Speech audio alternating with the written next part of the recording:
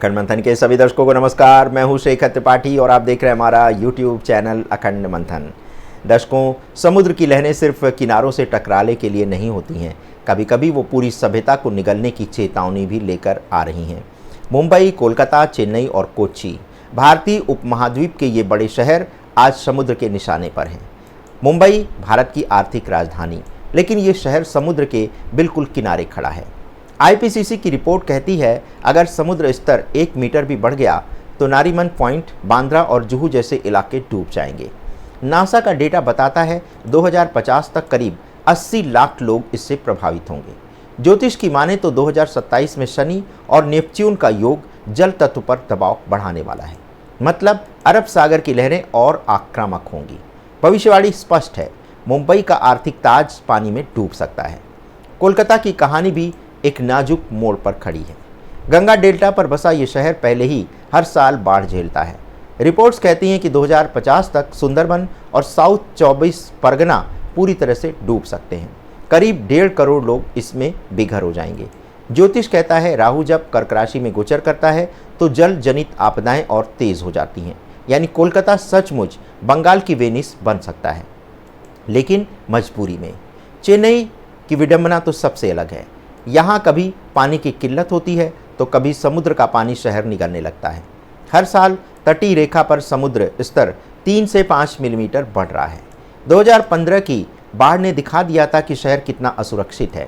वैज्ञानिक कहते हैं, अगर ग्लोबल वार्मिंग 2 डिग्री सेंटीग्रेड तक पहुँच गई तो चेन्नई का बड़ा हिस्सा स्थायी रूप से जलमग्न हो जाएगा।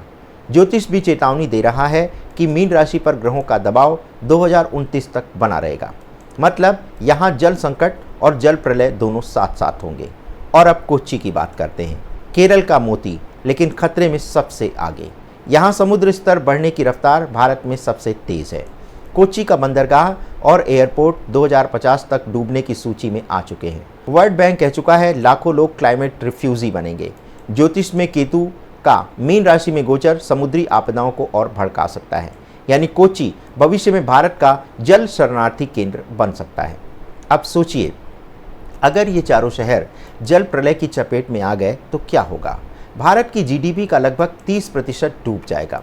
करोड़ों लोग बेघर होकर अपने ही देश में शरणार्थी बन जाएंगे। राजनीति में जल शरणार्थी एक नया मुद्दा पैदा होगा और सवाल उठेगा, क्या भारत इतनी बड़ी विस्थापन त्रासदी को झेल पाएगा। विज्ञान कह रहा है कि 2050 तक मुंबई, कोलकाता, चेन्नई और कोच्चि पानी में समा सकते हैं।